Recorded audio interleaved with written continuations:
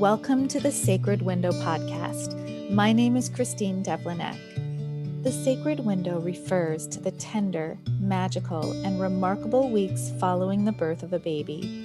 A birth giver is forever changed. Recognizing that this time is too often overlooked and misunderstood in our modern culture, we're setting out to be part of a voice for change and growth. We're growing awareness and broadening the reach of conscious postpartum care. Our podcast features friends and colleagues as interviewers. We're a loving community united by a common passion to change the paradigm of postpartum care to one that honors women, birth givers, babies, and families. We're glad you're here. And I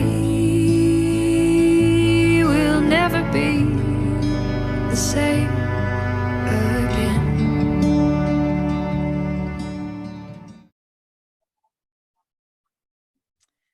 Welcome to the Sacred Window podcast. My name is Christine Eck. I'm the director and founder of the Center for Sacred Window Studies. And I'm so happy to be here today with Courtney Morris. Courtney is from San Antonio, Texas. She is a mother, a licensed professional counseling associate, a master's level holistic nutritionist, and a yoga teacher. I first connected with Courtney through the Conscious Postpartum Caregiver Program. She is also lucky enough to be a client of our very own Charlotte Anthony Sternkind, instructor of our program and beautiful postpartum Ayurveda caregiver. And Courtney is here today to talk to us about perinatal mood and anxiety disorders, baby blues, how Ayurvedic postpartum caregivers can support. And I'm just really, really grateful to you, Courtney, for being here. Thank you. Thank you, Christine. I likewise am so grateful that you guys are, interested in presenting this topic to y'all's audience. It's, certainly something I think those of us in the birthing community are aware of, but in a larger sense, this is a topic that needs so much advocacy. So I just am really grateful to have the opportunity to share. Oh, thank you, Courtney. You're right. I think that, clearly, if you're listening to this podcast, you understand that the postpartum window has so much depth and so much, it's so vital that we pay attention to it. But when someone first hears the word postpartum, oftentimes the first thing they think of is depression. Right. And we have, that problem because our postpartum windows are not supported. And so unfortunately, when a family or a person goes into these vital first weeks without the support that they need, it's much too common that they're going to experience, perinatal mood and anxiety. So this does feel like a really important conversation for us to be having. And I'm just really glad to be connected with you and I'm curious about, you come from a yoga background, a nutritionist background. Mm-hmm. What made you really want to pursue counseling and perinatal mood and anxiety disorders in particular? Yeah, so I struggled with body dysmorphia, eating disorder tendencies in my teenage years and also while I was in college. And it was really through yoga and, of course, working with counselors more sparingly during that time, really. But, something I obviously continued to pursue, but really yoga played such a large role for me in healing this connection that I had with my body. And so, after I probably started practicing yoga when I was, I want to say 16, a bit more seriously when I was in college. So I've been dabbling in yoga for a long time, practicing more seriously for, since I was in my early 20s, but teaching just kind of felt natural for me. After I started to feel the benefits physically, mentally, spiritually, emotionally from the practice, it just felt really natural to share. So I went on to pursue training in yoga, which then eventually led to me, finding an eating disorder dietitian in Dallas that I was working for. That was a really, really formative period for me. And that was when I went back to school to get my master's in nutrition. And I really had this vision of supporting people who were in recovery or struggling with eating disorders and offering sort of a more alternative lens to the more clinical dietetic counseling role. I really saw myself as like, somebody that could provide a different type of support in addition to these clinical modalities. And a lot of time passed there. I was teaching, working for her, starting to develop my own client basis, and then eventually moved to San Antonio with my now husband and had the incredible opportunity to open a yoga studio here. And using my skill set that I had and this passion that I had for helping people who were in recovery, and really inspired by a mentor of mine, I started to reach into the broader recovery community in San Antonio and going into inpatient facilities, both for eating disorders and substance use disorders. And it was at that time that I recognized, if I'm going to start calling in, clients that this type of client, I really need to go back to school and become a counselor, because I started to really feel some limitations in my scope of practice. And then literally a month after I started school to become a counselor, I got pregnant. And so that just it's not that it totally derailed what I was doing, but, for those of us that have experienced pregnancy or, caregiving for children, it can really just change so much about your worldview. And I started to really feel connected to the birthing community here in San Antonio. And from experiences that family members of mine have had, I've unfortunately, known people who have really, really, really struggled deeply with perinatal mood and anxiety disorders. I started to just really feel called to shift my practice in that direction. And while I still, call in clients from, who are needing any sort of general support in the mind-body connection realm, I really have a heart for advocacy on this topic, because as I said earlier, it's something that just needs more. There needs to be more of us who are making more people aware of how sensitive and how big this transition is to becoming a parent. So I know that was kind of a little bit of a long story, but it really was quite a path that I took to get to where I am now. Oh, thank you so much, Courtney. It's really important to share stories and to hear stories. And it's beautiful to listen to yours. I would love it if you could, we've mentioned the phrase perinatal mood and anxiety disorders a couple of times. PMAD is, how it's abbreviated oftentimes, but can you define it for us as we start out, this exploration and really hearing from you more on this topic? Yeah, so PMAD, it stands for perinatal mood and anxiety disorders. And something that I want to just reiterate that you said before is that, this is a more broad term that we use now to describe the range of emotional, physical problems that a person, or disturbances that a person can experience after welcoming a new child into their family. You will still often hear people shorten it, or just call it postpartum depression. I've even heard people just call it flat out postpartum, like they had really bad postpartum, using it in a sentence in that way.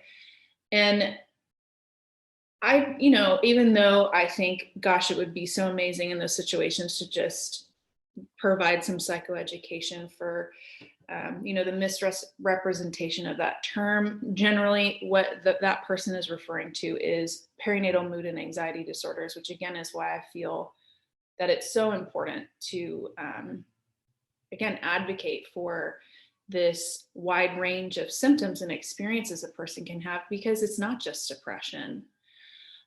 So broadly speaking, perinatal mood and anxiety disorders are a group of symptoms that can affect a birthing person. And this is important here, during pregnancy and their postpartum period, which is why we say perinatal and not just postpartum. And this causes, like I said earlier, it can cause emotional and physical problems, and it can make it really difficult for the person to enjoy this new phase in their life. Or for others, it can really cause so much disturbance that they're unable to function well. And I also want to point out that the partners of the person who has given birth can also experience perinatal mood and anxiety disorders. It's not just the person who's given birth. Now, while they will be more susceptible to it, right, particularly if they've carried the child, there are going to be some obviously physical reasons why their body is a little bit more primed to potentially experience this. The partner can absolutely experience it as well. This is a big change for anyone involved in the caretaking, whether you're going from 0 to 1 child, 0 or 1 to 2, no matter what, this is something that can affect mothers, fathers, birthing people alike. Yeah, I'm really glad that you pointed that out too. I think it just points to the magnitude of this life change. And anything sudden, I mean, even if you've prepared forever for your birth, even if you have all of that, rarely are we really prepared for what those first few weeks are going to feel like. Even if you've already had a child, every baby is different. Every postpartum window is different. So I really appreciate, acknowledging that partners are going through that similar life change, even if it's not in their bodies. Mm-hmm. Oh my gosh, absolutely. Yeah. And I think that is something that can often get overlooked. Yeah, it can often get overlooked, or easily overlooked, let's say. Yeah. Can you talk to us a little bit, about baby blues versus perinatal mood and anxiety disorder? Yes. So somewhere between, I mean, it depends on where you're getting your statistics. It's like 60 to 80, sometimes 70 to 80%. Let's just say a large amount of people experience the baby blues after giving birth. You think about everything that goes into play here, right? Ayurvedically, we really view this, right, as a very vata, heightened vata in the body to move the baby out, regardless of how the baby comes out. There are just so many, there's a cascade of so many different things that are happening in the body to bring the baby earth side. And so for our bodies to kind of recalibrate themselves it takes time. And I'm so grateful to be alive in 2022 when we have more awareness around the mind-body connection. It's very interesting to talk to my grandmother and even my mother about this sort of like line that was drawn for them in between physical body and mental body concerns. And really the beautiful thing about particularly Ayurveda is we're viewing the body as a whole system.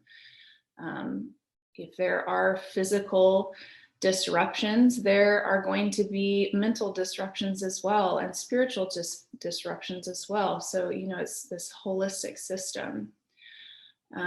So yeah, just normalizing the fact that there will be, for most of us, a period of time where we might feel exhausted, irritated, sad, even after giving birth. As you mentioned before, this is a major, major life change. And, we want to feel excited and happy at the baby's arrival. And, sometimes it just, the reality of how difficult it can be to learn how to take care of this new little earthling can be very challenging and can come with some really deep emotional experiences for us. I just want to reiterate how normal it is to have that experience and to feel those things. Baby blues, how we define it is those feelings of sadness, exhaustion, irritation that might arise, depending on the birth experience, from 1 to 2 or 1 to 3 days after giving birth, up until 2 weeks postpartum. Now, it's when those emotional feelings persist beyond 2 weeks, give or take. Let's say it's not like on day 14, if you wake up on day 15 and you're like, oh, they're still here. It must be something else, but give or take, right? It's when those symptoms persist beyond the 2-week mark that we want to start to consider, is this a perinatal mood and anxiety disorder? Does this person need a higher level of care or more care around them to really look into? Is there something deeper going on here? Because typically these perinatal mood and anxiety disorders, they need attention, they need care, they need there needs to be some sort of protocol to help the person alleviate what's going on. They don't just disappear on their own. And then again, this is going to depend on who you're talking to, what website you're doing research on. I tend to lean into the Postpartum Support International's website, which is a referral or a resource that I can share with you, Christine, after we finish recording here. But they provide a lot of evidence-based research. And one of the things that I learned in my training with them is that, we could say the postpartum window goes until 4 months after the baby arrives, or some people will say a year after the baby arrives. But it's a little bit more personalized than that. And one of the things to look at is breastfeeding or chest feeding happening? Because if the answer is yes, their postpartum window is going to continue until they're no longer nursing. Because the hormones that are involved in creating breast milk or chest milk are, it's something that the body is having to reprioritize. And so caretaking for oneself, if we are going to choose to continue to breastfeed, chest feed for a longer period of time, that's definitely a consideration or something to take into consideration when we do define what is the postpartum window. Yeah, there's so much flexibility that has to happen there for each individual person, which is, why an Ayurvedic lens is so helpful, because we can really look at the person rather than trying to put everybody into a schedule or a timeline. Mhm.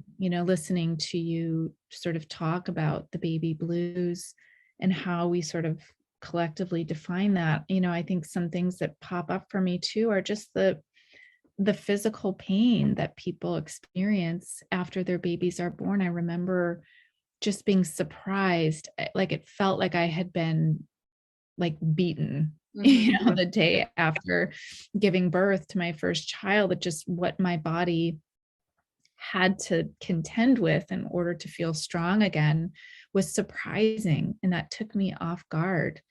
Um, and I also think, what we really acknowledge in sort of a conscious postpartum caregiver lens and training is how the mind and the senses shift. So we're not supposed to be able to, our strengths shift, let's say, so when our babies are born, you know the ways that we are now keyed in to really succeed in are much more subtle. They're about bonding, they're about instinct, they're, different skill sets, let's say, than we had beforehand. And I think living in the world that we do, where we're very independent, we're very competent, we're very organized and motivated, and productivity is very important to us as a society. And I think when we try to fit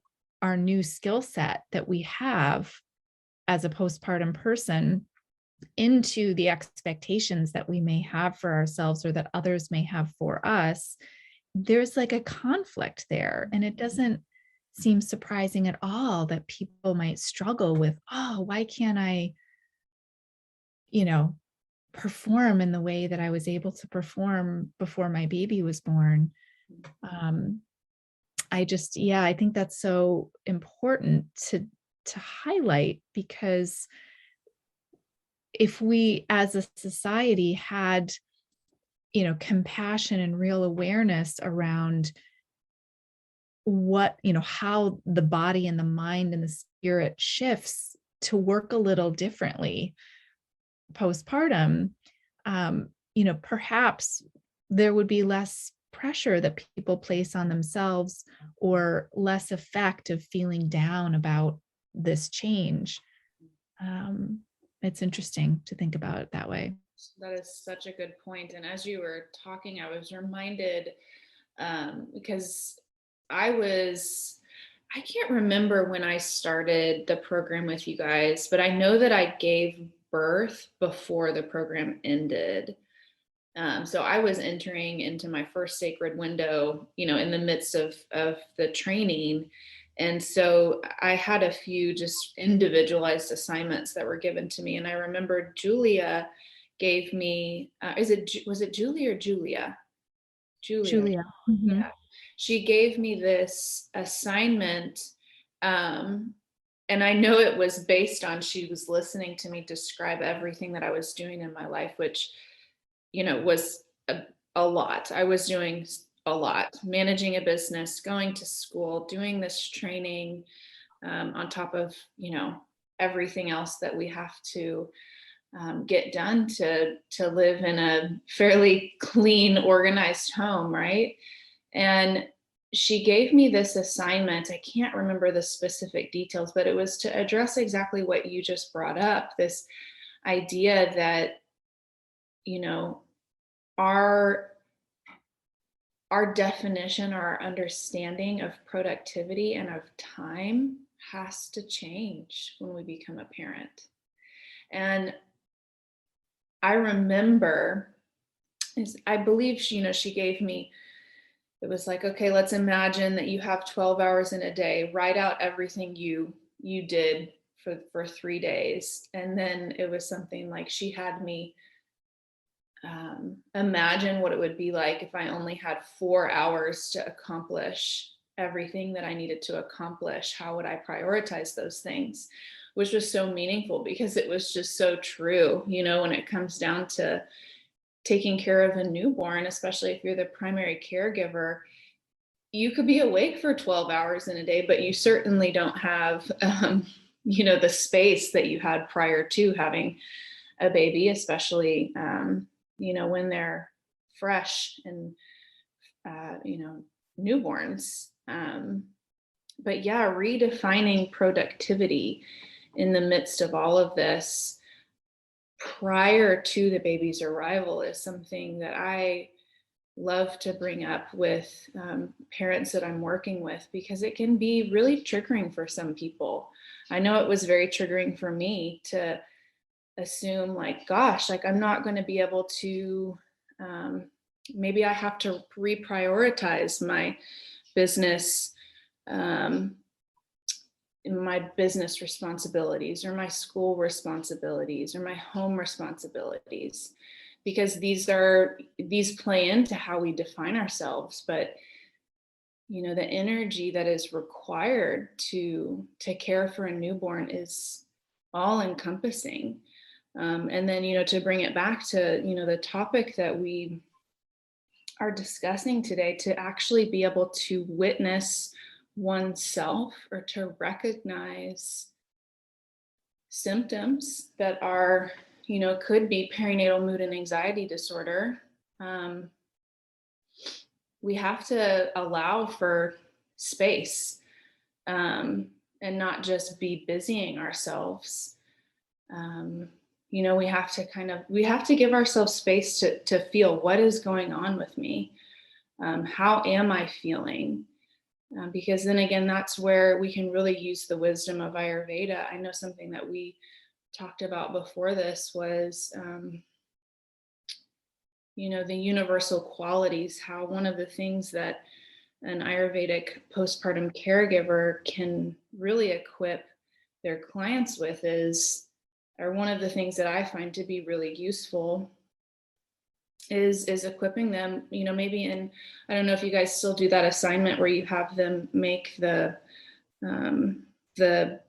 guide that you pass out to clients, but show them what the universal qualities are and explain to them how, through Ayurveda, there's this concept of applying the opposite when we feel certain elements out of balance. And this can really be a lifeline for those of us that have experienced any sort of anxiety or mood disorder, because it helps us start to take responsibility for how we're feeling. And that only makes it easier or more possible for us to get the help that we need. I know, I love that. I love that the simple concept that Ayurveda, that lens helps us see is, when you're feeling one way, what are opposite qualities that I can begin to think about. It gives us autonomy, it gives us empowerment, and not that we are just at the mercy of circumstance, or feeling like the only person that can help us is, somebody else.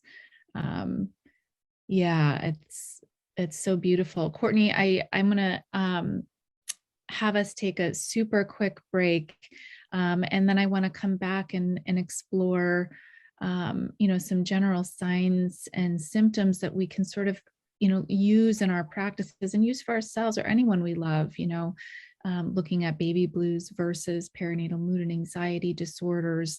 What should we be looking for, and how, can we as conscious postpartum caregivers or loved ones, how can we help? So we're going to take a super quick break, and we'll be back with Courtney Miller-Morris to talk more about this. The sacred window is an idea that we can all find ourselves in need of during times of our lives where we are tender, in need of extra care, and transforming our understanding of self. The concepts of care we give to new parents can be applied to ourselves in honor of ourselves to build resilience and grace in how we navigate this life.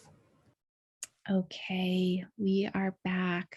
Courtney, thank you again for being here and helping us explore this topic a little further. It's so deeply woven in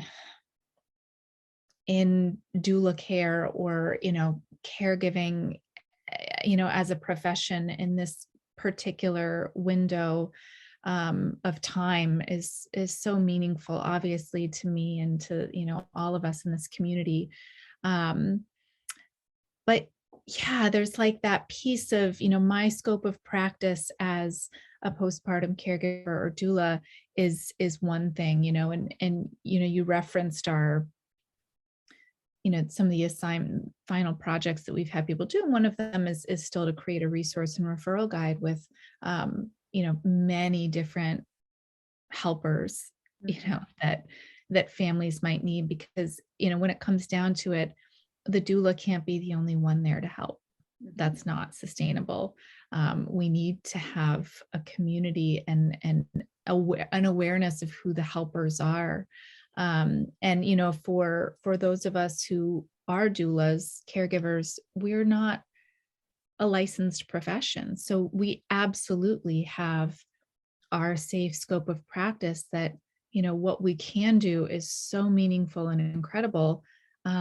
But of course we shouldn't be doing it alone. And I think, to be able to be working with a family, I definitely have worked with families in the past where there has needed to be extra mental health support. And it was absolutely a concern of mine how I could best help this family out. So I would love to have you share with us a little bit about signs and symptoms that we can be looking for, and sort of maybe the best ways that we can sort of initiate getting extra support for a family or a person. Yeah.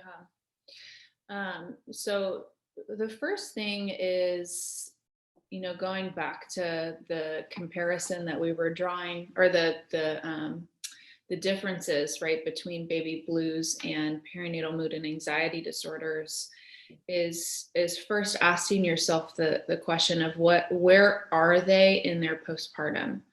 Are they 5 days in? Are they 2 weeks? Are they 3 weeks?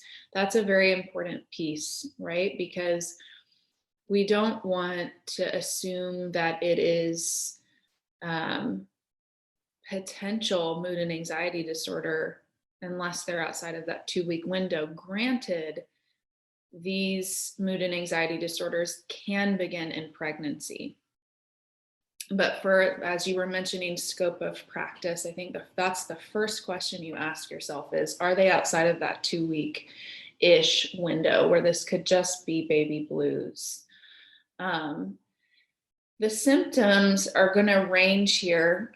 So let me just kind of first back up here a little bit and tell you what some of the expressions of perinatal mood and anxiety disorders are. So there's the commonly known postpartum depression, there's postpartum anxiety, there's perinatal panic disorder, perinatal OCD, perinatal PTSD, perinatal bipolar disorder, and then the more, this is the one that's very, very serious, postpartum psychosis. So just to kind of highlight, there are many different possibilities for a perinatal mood and anxiety disorder to express itself. Now, for you as the postpartum caregiver, the Ayurvedic postpartum caregiver, we're looking for, is this person that I'm taking care of, are they crying frequently? Are they unable to sleep even though they're exhausted? Are they having potentially obsessive compulsive thoughts and behaviors? Are they describing any feelings of anger, rage, irritability to you? Are there suicidal thoughts, panic attacks? Is there a major disruption in their appetite? Are they struggling to bond with the new baby? And these experiences, gosh, they're so hard to feel them. They're even harder to tell someone else that you're feeling them.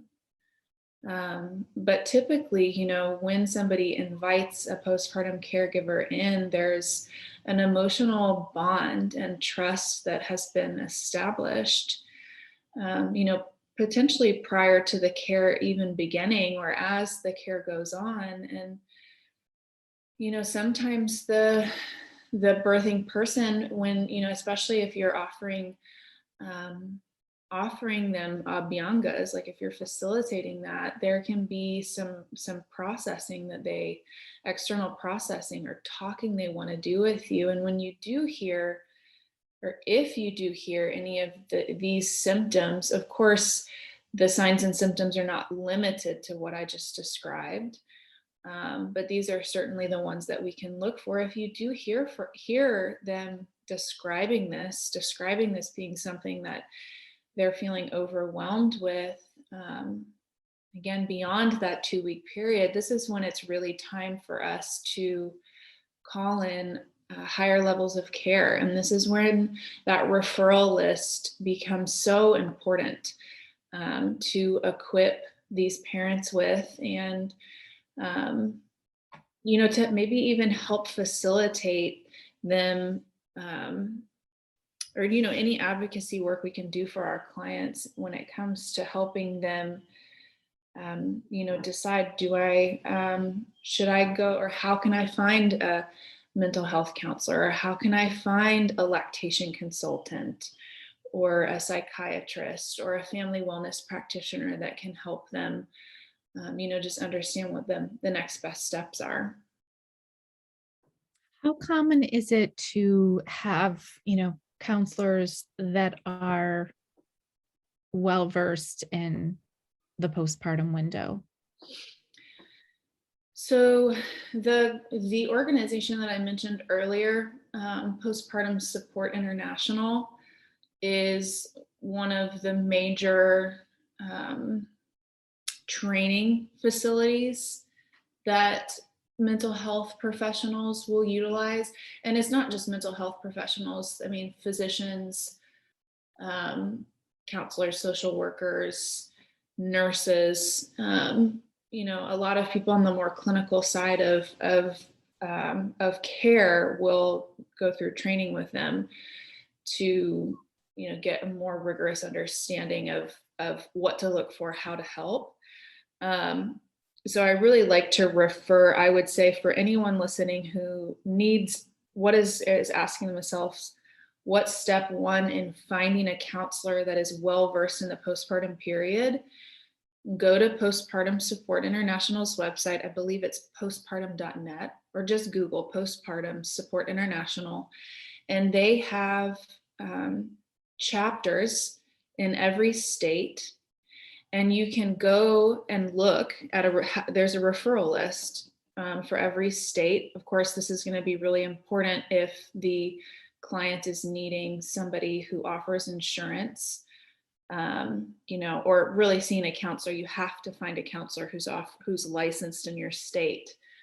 But there will be a full referral list there of all of the counselors, social workers, marriage and family therapists who have received education from this training facility.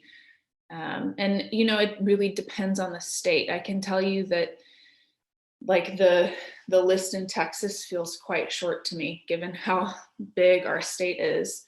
But, it just really depends on the advocacy work that has been done in the state, how many counselors have actually trained through that organization.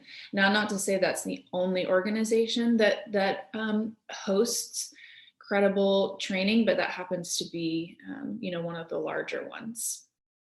Well, and I suppose too, with, the availability of virtual support, that even if there wasn't someone in a close by town, there could potentially be practitioners that can support virtually. Yes, absolutely. And I think, I want to underline this again.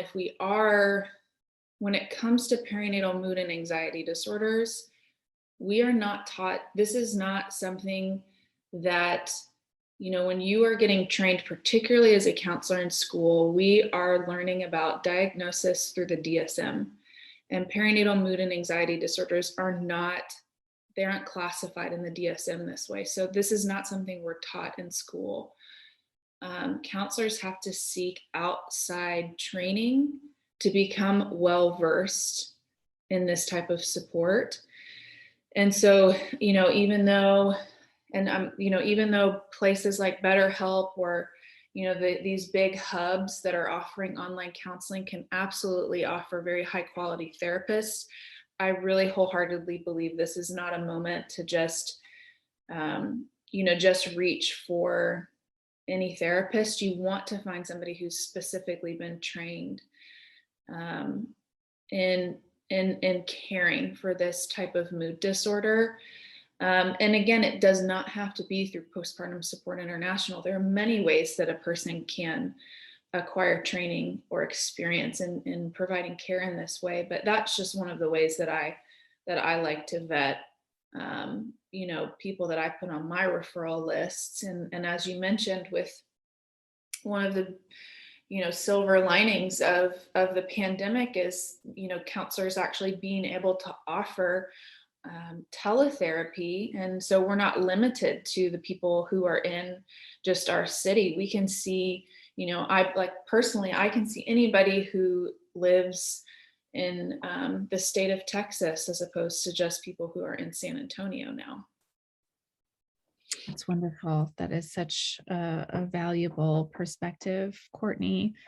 So yeah, I mean, clearly, for myself and for the students that we train, it feels so important to have a list of people, so beyond a mental health counselor, what other,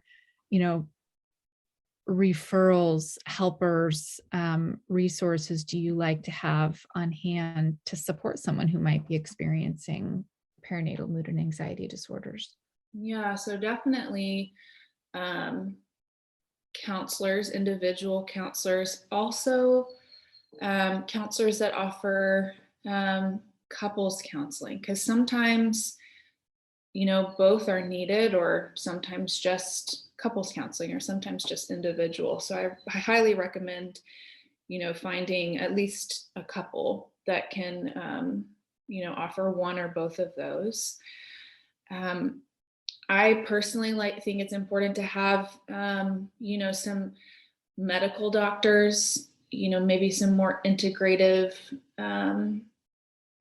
medicine doctors that might be able to step in should exploration of thyroid health, vitamin D, just being able to do blood panels, somebody that's really well versed and able to do those types of tests.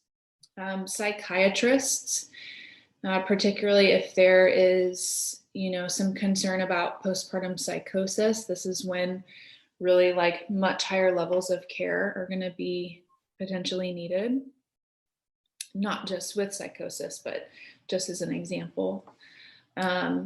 Lactation consultants, chiropractors, acupuncturists. And then I had somebody do this for me in my postpartum window, and I thought, gosh, I totally didn't expect this. And it was just, something I didn't necessarily know I needed, but resources to find local babysitters or nannies. Like, there are Facebook groups, or small businesses that we have a woman that runs a small business in town here that, we can just text her and she will provide us with babysitters when we need it. And that is just, one of those things that until you realize how hard it is to coordinate a babysitter, to find, people we trust to take care of our little ones, it takes so much energy. And so to help, make that first step of hey, here are the Facebook groups you could join, or here's this small business you could look into, or here's what Care Now or care.com is, to help them understand how to get that help if they do need, a couple of hours for themselves, maybe to go see a therapist, or to go to the doctor, or to take their dog for a walk. that can be really essential. Of course, this isn't a complete list, but I think those are some of the, um, you know, definitely some of the ones that I include on my referral list. I love that, like really looking into how, life looks. And, like you said, Julia asked you to make sort of a list of all the things you did for 3 days. I'm sure that list was so vast. And there's all these aspects of just, you know, participating in life that, we don't automatically think of as, needing postpartum support for that. But those are absolutely vital to really thinking about, where is the space for healing? Where is the space for a person to give to themselves, to just quiet the mind and not, have 10 things on their plate.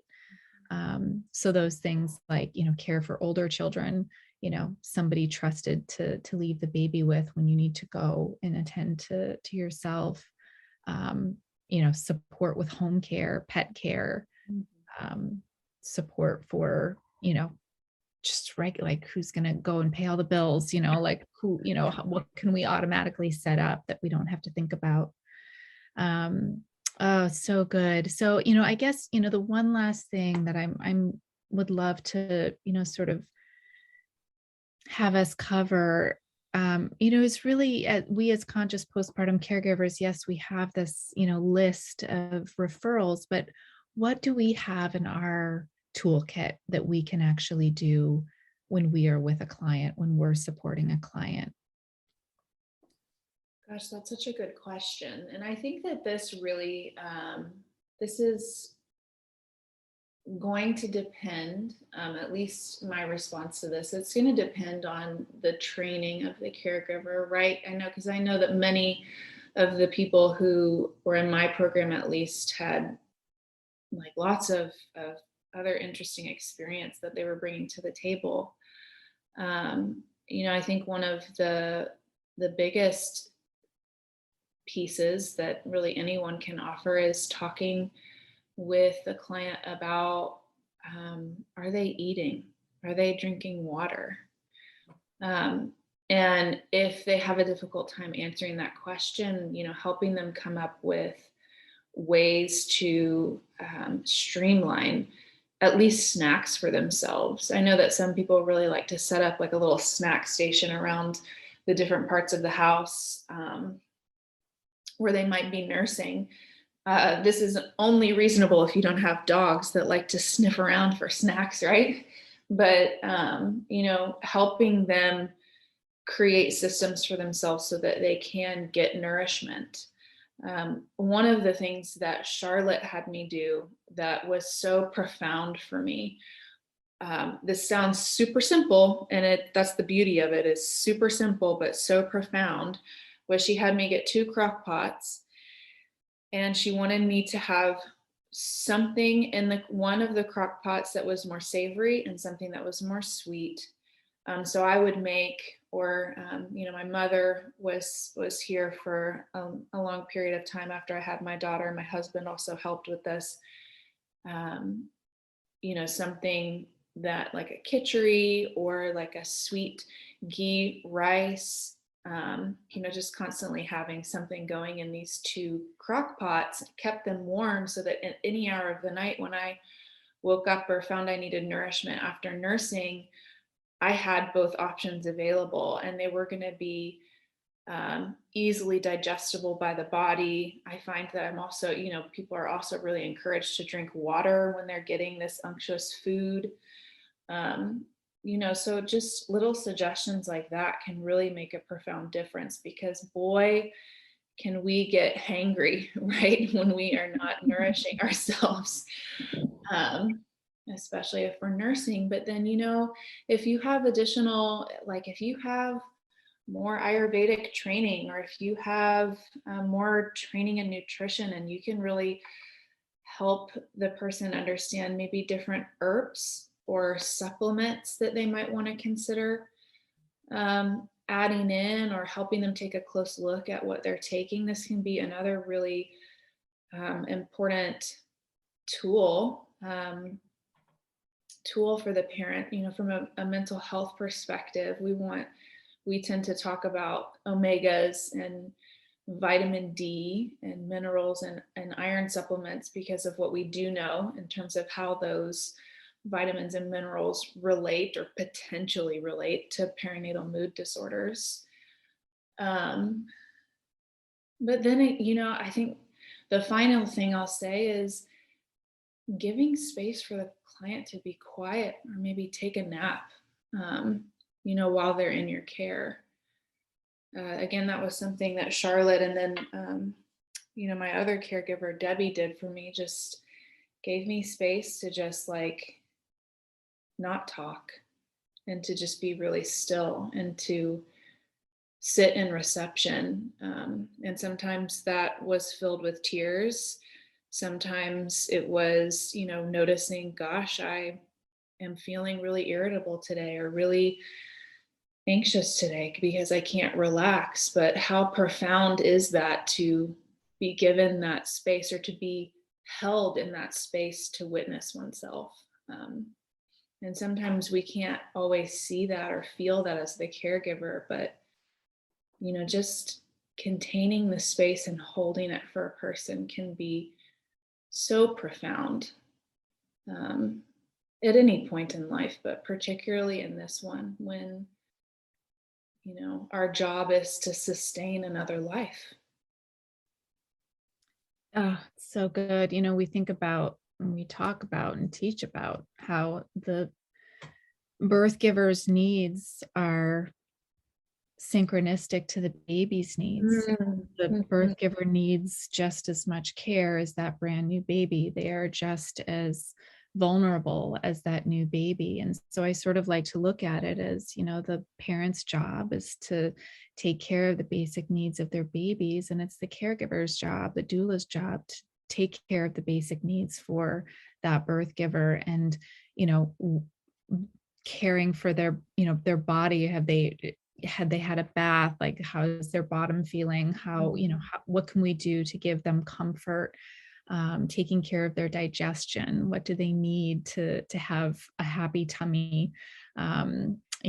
Making sure that they're hydrated, making sure they have enough food. And you're so right. I mean, once digestion kicks back in, the amount of energy that is spent in nursing requires a lot of food to like keep up and to really make sure that person is receiving as much nourishment as they really need, and making sure that they can sleep. It's like all these basic needs that our babies needs.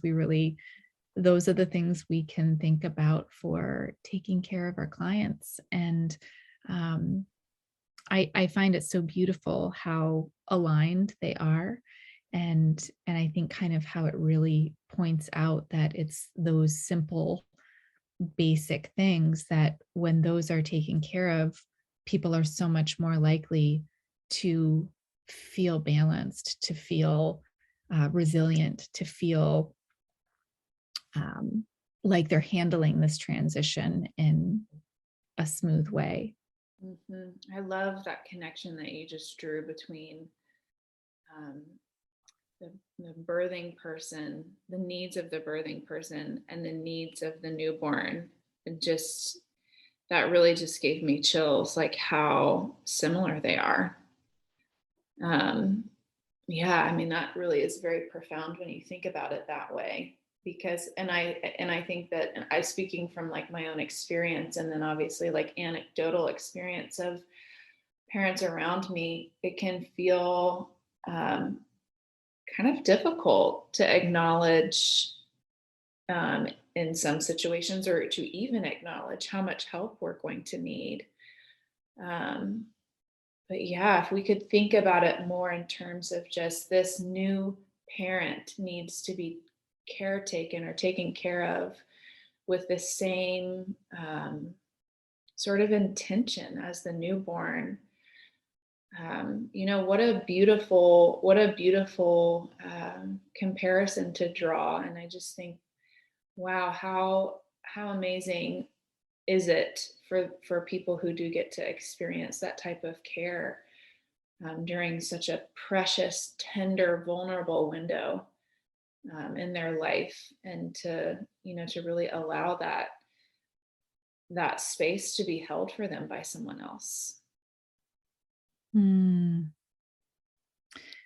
So beautiful. Courtney, I just really want to thank you for taking this time to explore this conversation with us. It's really important, and I think it's really valuable for those of us who professionally work in this field to have, a greater, more empowered scope of how to approach this really common experience that so many people have in such diverse individual ways. So I want to let our listeners know that in our program show notes, we're going to make sure that we have the resources that Courtney mentioned during this talk, and also, ways to find out more about Courtney and her work. Courtney, thank you. Thank you so much, Christine. It's really been an honor to talk with you today and to share on this topic. It's been an honor for me too. Thank you so much.